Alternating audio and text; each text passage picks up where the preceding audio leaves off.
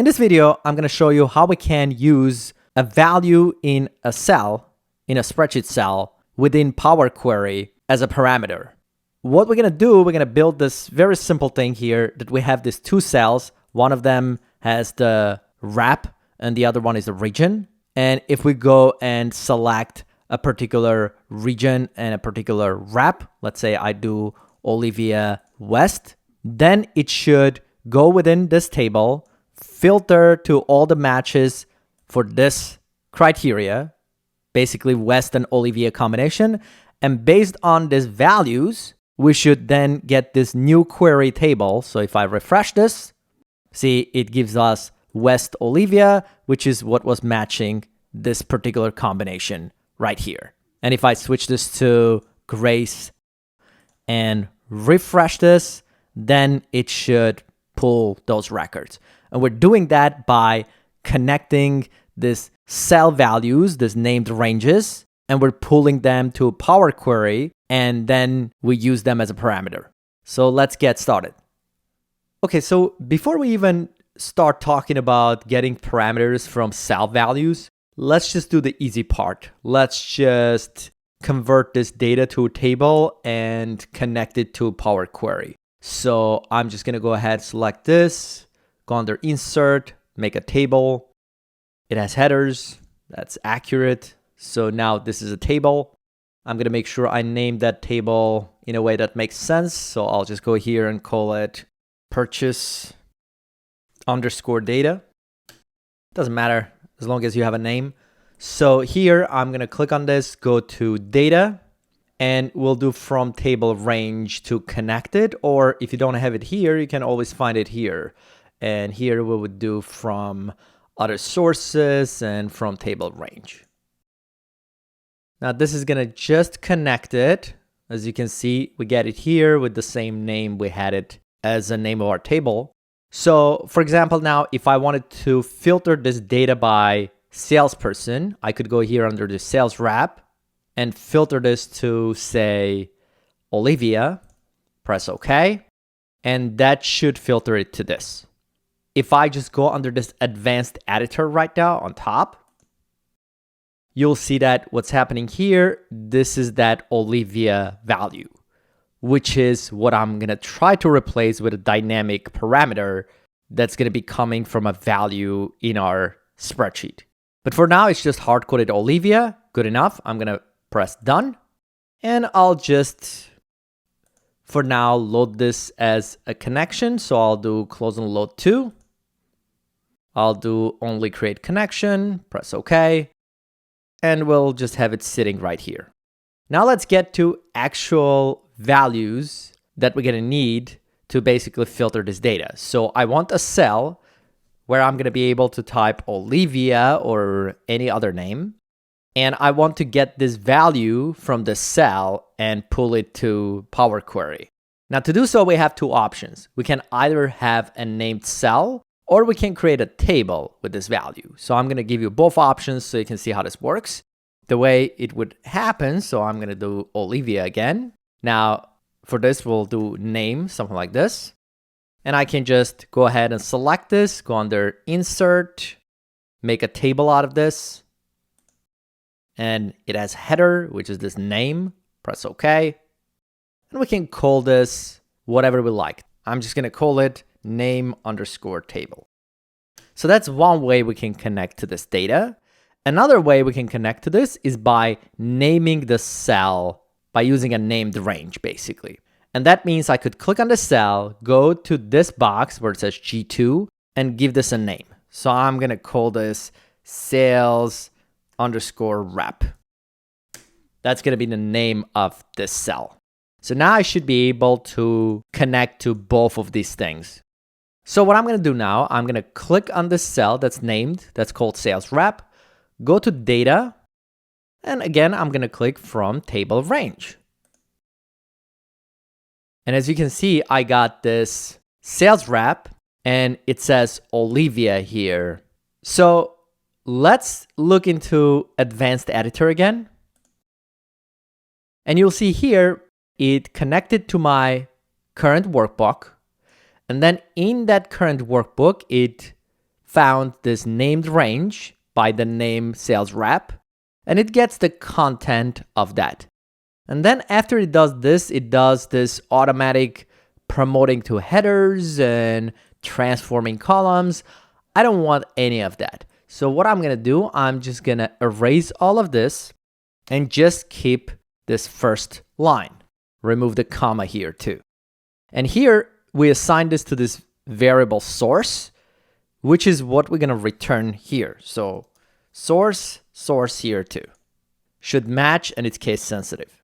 So if I hit done, see what I got out of this is what says column 1, and then we got this Olivia in it. So right now we just got the content of that named range, and because it doesn't have a column name, it automatically assigns column 1 to this, and then it got this cell which just says Olivia. Now what I want to just get Olivia as an individual text without this whole table structure. So I'm gonna go back to Advanced Editor, and I'm gonna add another step. So we'll do a comma here, and we'll take that source we got, which is a table, and I'm gonna convert it to a list. Let's just call it my list equals. So you should have a comma here to add a step, by the way. So to do this, since this source is a table, we're gonna do table dot, and there is this option to list. And here it's gonna ask us for a table, which will be that source. And this time I'm gonna return that my list. This. So if I do done, now this is a list. It doesn't give you a column name. It just tells you that this is a list, and this is the first item in that list, which is Olivia. I don't want the list though. I just want this to just say Olivia, and that's it. So I'm gonna go back to under home, under advanced editor, and add one more thing here. So since this is a list, in a list you can do this curly brackets, and you can give it a position. So usually a list may have multiple items. In our case, in our list, we just have one thing, which is just saying Olivia. So to get the first item, we do the item number 0. The second item would be item number 1, and then 2, and so on. We only have one item, so we're just gonna get the first one, which is item number 0. And I'm just gonna go ahead and hit done. And now you can see all I get is just this. It says Olivia, and that's it. It doesn't have any list. It doesn't have a table. Now, just to make this organized, let's go back to Advanced Editor and rename this instead of my list. Let's just call this salesperson. And let's just return that salesperson, like so. So there it is. So I was able to create this query that finds the actual value. Now I'm going to convert this to a function. So to convert it to a function, all I have to do is just right click on this sales rep and just do create function. It's telling us there's no parameter, that's fine.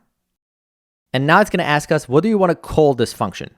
So I'm going to call this get sales rep. That's going to be my function name. I'm going to press OK.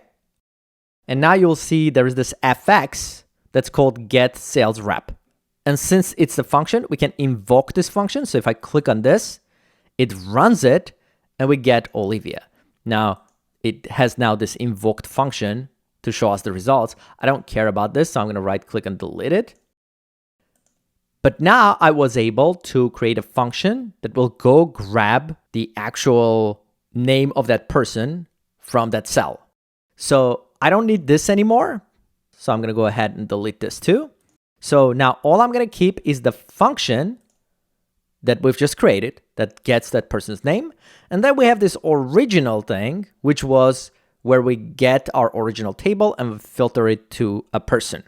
Now, all I'm going to do here, I'm going to go to modify this to Advanced Editor. And right here, where I have Olivia, I'm going to replace it with that function that's called get sales rep. It's case sensitive, and because it's a function, we have to open close parentheses. So basically now, instead of having that person's name hard-coded here, We just have that person's name retrieved by a function.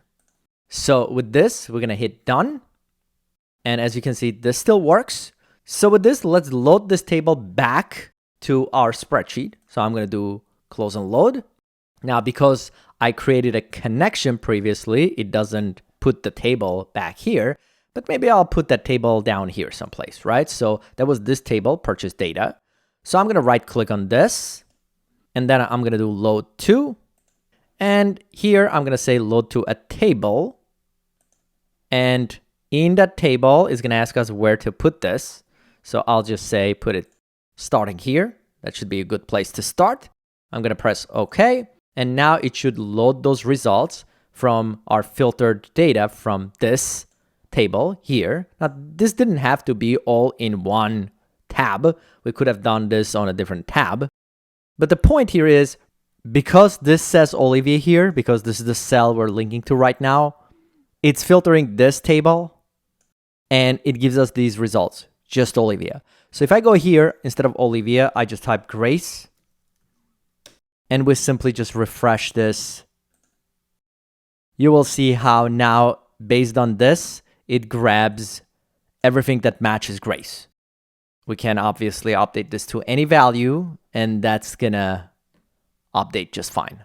So there it is. Now it's Jake. So I'm gonna put this back to Olivia and refresh. So that's that. Now let's do another connection. This time, instead of using a named range, which was this, let's try to use this table. And actually, instead of name and Olivia, let's change this to region.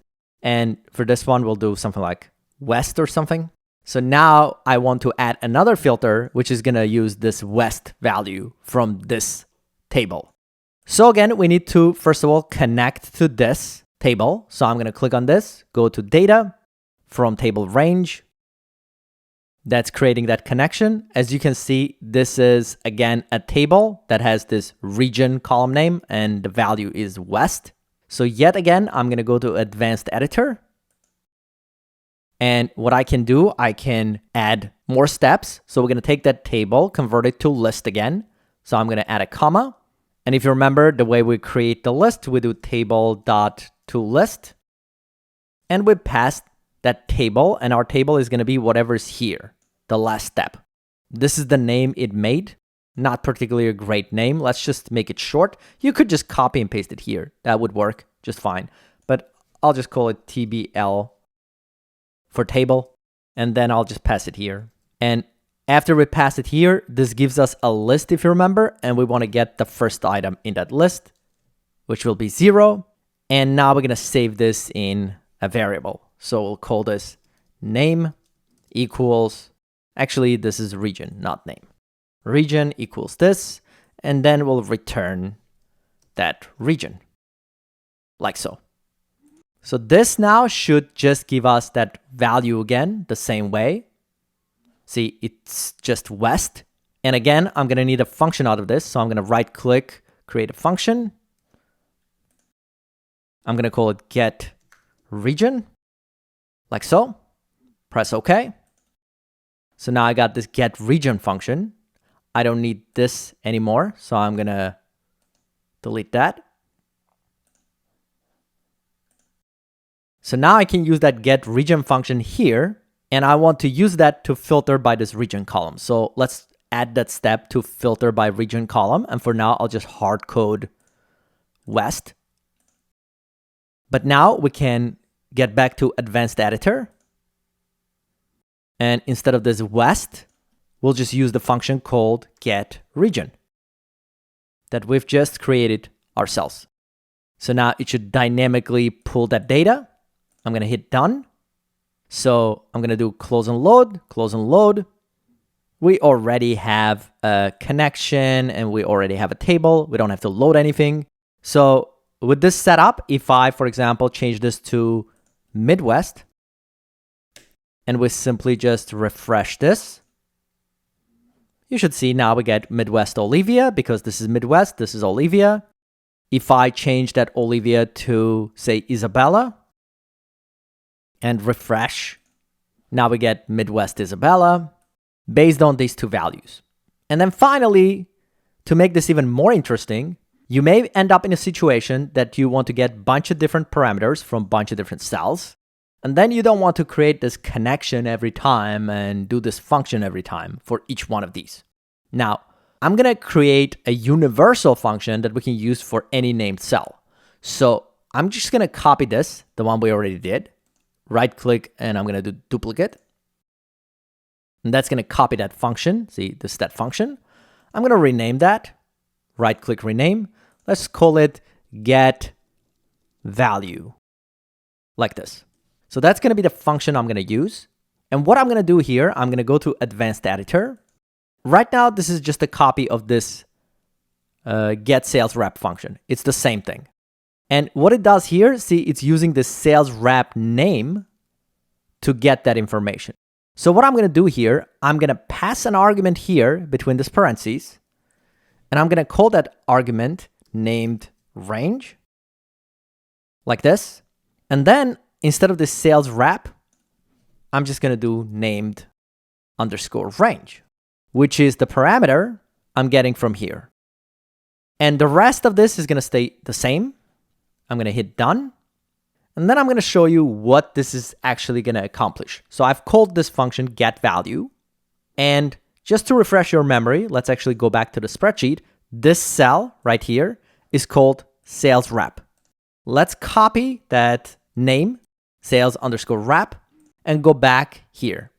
So I'm going to go back to this purchase data, right click and edit. And then I'll go to this advanced editor. And here we've used that get sales rep function to get the rep. I'm going to delete that and I'm going to replace it with that get value function. Except that this function needs an argument. And the way we do that, we pass that here, which is the name of the range called sales rep. So this should also work and get me that value. So I'm going to save this, close and load and close and load. And as you can see, it works the same way. But now we can reuse that get value function pretty much as many times as we want. So what I can do, I can, for example, go here and type West and then name this cell as well. Click on this, go to the cell and call this region.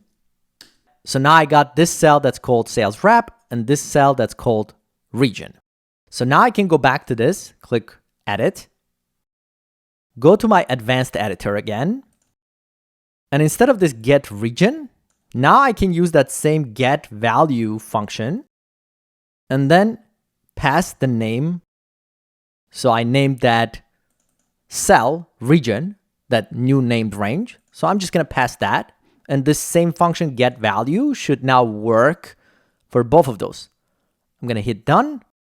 Apparently I got nothing. I'm not sure if that combination had no results. So I guess we're going to find out. So I'm going to go close and load, close and load. So I got Isabella West. So see Isabella, if we look here, there's no Isabella West.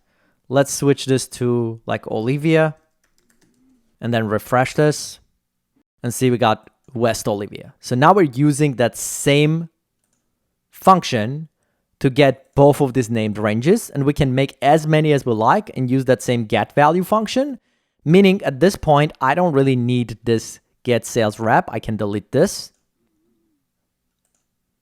And I don't need this get region. I can delete that too. And all I did, I was using this get value by this named ranges. I could also get rid of this thing,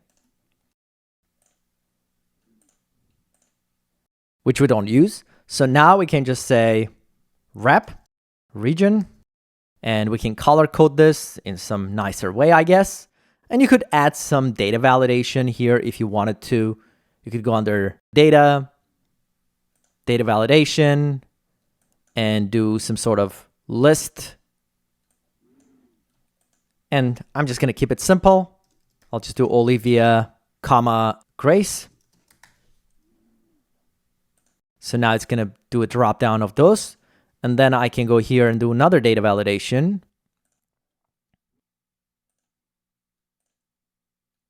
And this is West and South.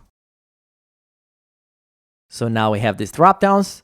And again, it doesn't really matter. It's the same thing. If we refresh this, it should update, see, based on the combination that I do here. There was nothing for the first one, but we got a match for this South Grace. So there it is. That's how you can connect to a particular value from a cell and pass it as a parameter inside of your query and use it. And that should do it. Thanks for watching. Please subscribe, and I'll see you in the next one.